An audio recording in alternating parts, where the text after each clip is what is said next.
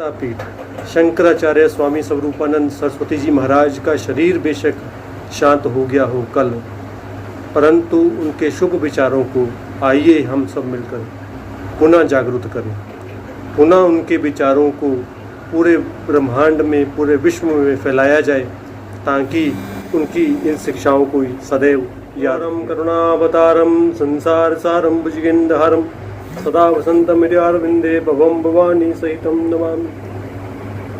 जय सिया राम सभी को। जैसे कि आपको पता ही है कि कल द्वारका शारदा पीठ के शंकराचार्य जी महाराज श्री श्री स्वामी स्वरूपानंद सरस्वती महाराज जी का शरीर शांत हो गया है। 99 साल की उम्र में उनका शरीर शांत हुआ। ये एक बड़ी दुखद खबर है हम जैसे अनुयायियों के लिए, जो हम उनके अनुयायी हैं, उनकी शिक्षा पर हम चलते हैं, तो हमारे लिए ये एक काफ़ी, और पूरे विश्व के लिए जहाँ जहाँ उनकी इन शिक्षाओं को पूजा जाता है, देखा जाता है, उन सबकी शिक्षाओं को, शिष्यों को बहुत कष्ट पहुँचा है। कल मध्य प्रदेश के नरसिंहपुर ज़िले में दोपहर को लगभग 3:15 साढ़े 3 के करीब उन्होंने अंतिम श्वास ली है।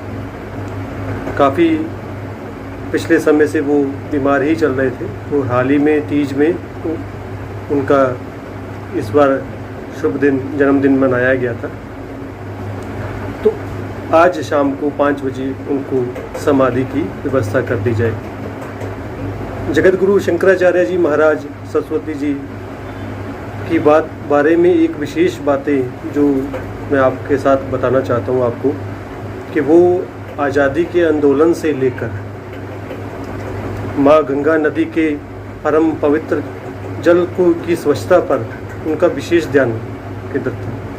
अपने भारत से, भारतीयों से, सनातनियों से, प्रभु प्रेमियों से प्रेम करने वाले और उनके लिए सब कुछ न्यौछावर करने वाले ऐसे हमारे भगवान शंकराचार्य जी महाराज थे। आज से 1300 साल पहले आदि गुरु शंकराचार्य जी महाराज ने जो हिंदुओं और धर्म के अनुयायियों को संगठित करने के लिए पूरे देश में 4 धार्मिक मठ बनाए थे, उन 4 मठों में से एक शंकराचार्य जगत गुरु स्वामी स्वरूपानंद सरस्वती जी महाराज जी थे। इनके पास द्वारका मठ और ज्योतिर्मठ दोनों का आसन था।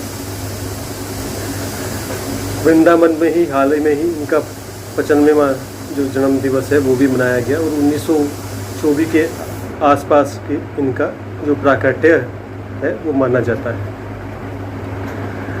जगत गुरु शंकराचार्य जी महाराज के बारे में एक और बात थी कि ये केवल अध्यात्म धर्म पर तो इनका ध्यान था ही था, पर उसके साथ साथ जो कुटिल राजनीति है, कुटिल राजनीतिज्ञ, उनका भी विशेष ये विरोध किया करते थे। ये भारत में राम राज्य की स्थापना चाहते थे।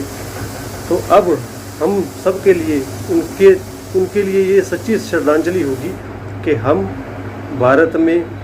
भारतवर्ष में, हिंदुस्तान में राम राज्य की स्थापना करें, अपने घरों से शुरुआत करते हुए।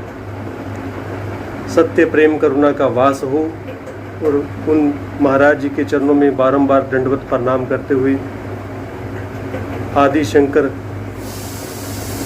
जी को याद करते हुए, महादेव शंकर महाराज को याद करते हुए ऐसी अरदास करें कि अपने स्थान पर वो उनको निवास दें।